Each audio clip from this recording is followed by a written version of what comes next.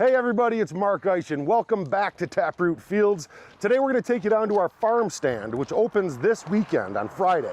And we're going to be selling some tomato plants and some other stuff. Today, Jamie Hunt's going to give us a little tutorial on how to plant tomatoes. So we're doing a little tomato one-on-one. Let's check in with Jamie. Jamie, what's up, my friend?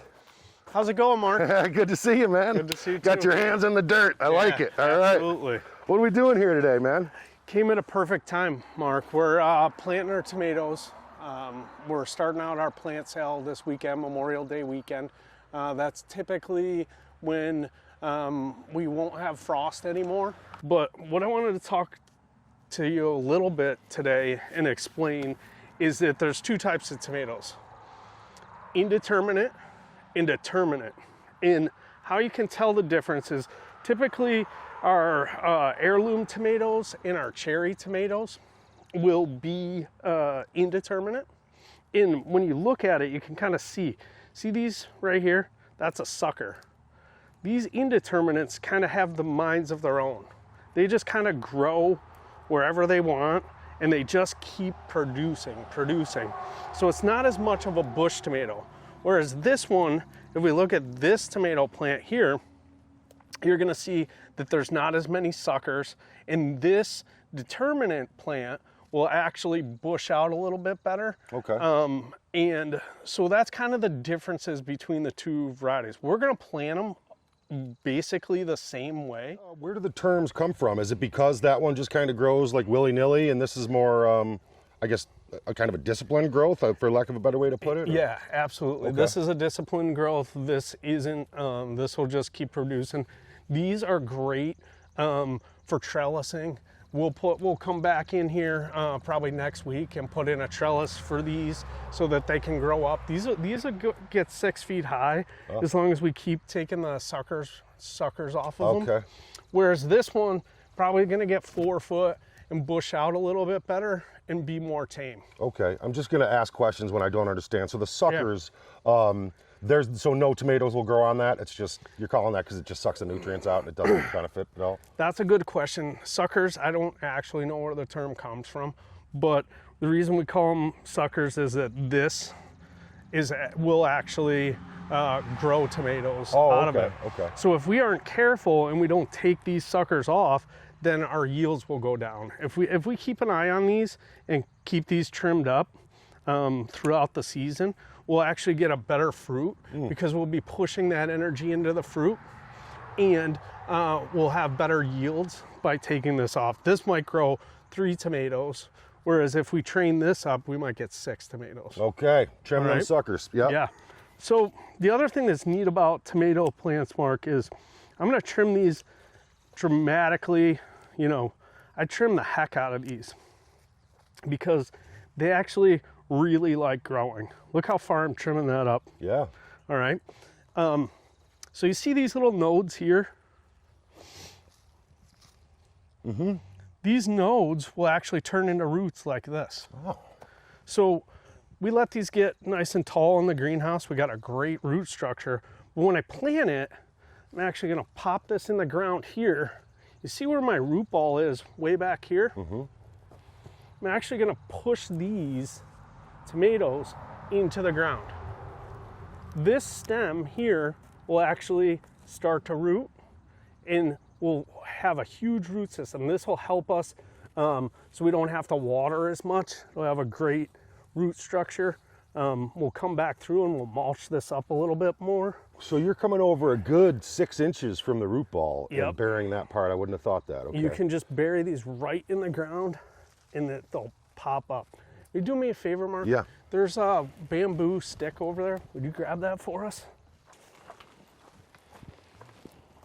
There you go. Awesome, thank you. Yes, sir. All right, so we got our indeterminate tomato on the ground.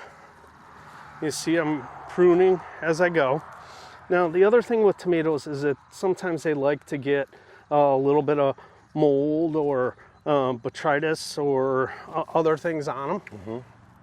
So what we do is we don't like our tomatoes. You can see these ones here.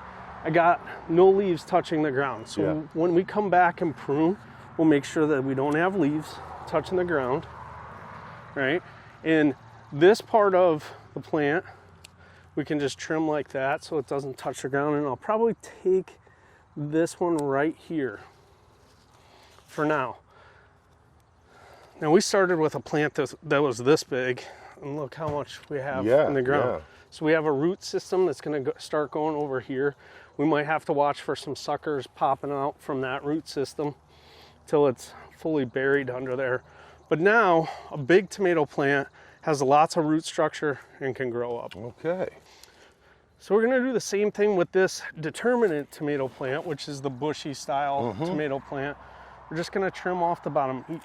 Typically the rule of thumb is you don't want to take more than 50% of the plant away from it. But you can take up to that much. Yeah. Okay, I know you took a lot off of that one. Yep. With this one, I'm going to take a little less. This one, when I put it in, you'll see probably it will be on the ground and we can trim that. But now, is this a continual process, the pruning? So once it will, I guess what I'm saying is, will new suckers, or not on this one, but will like new branches come out here that you're going to have to continually? Yeah, once the root's established, we might see a little bit of that, and we'll clip that back. But for the most part, we'll focus and train this to grow up. So like you said, and keep pruning it. Oh, I'm sorry to interrupt you. That's all right. But like you said, the important thing is to make sure there's no leaves touching the ground. Yep, exactly. Okay. Now I'm going to have you grab another stake for us.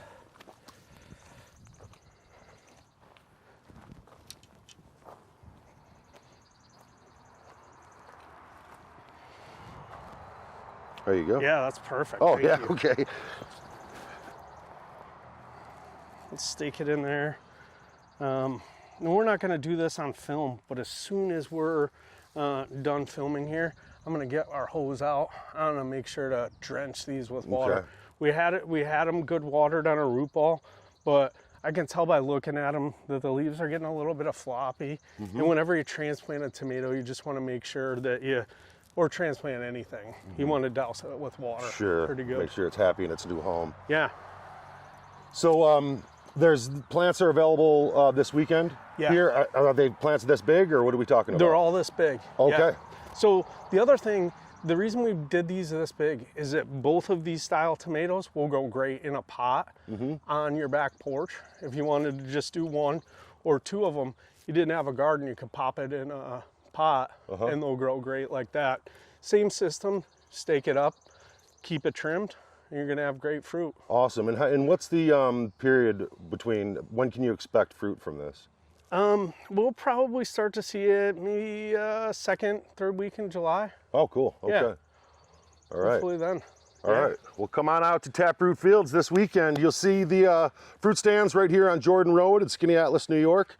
Jamie will probably be down here showing people what to do, I'm sure. Absolutely. All right, man. See you later from Taproot Fields. We'll see you next time.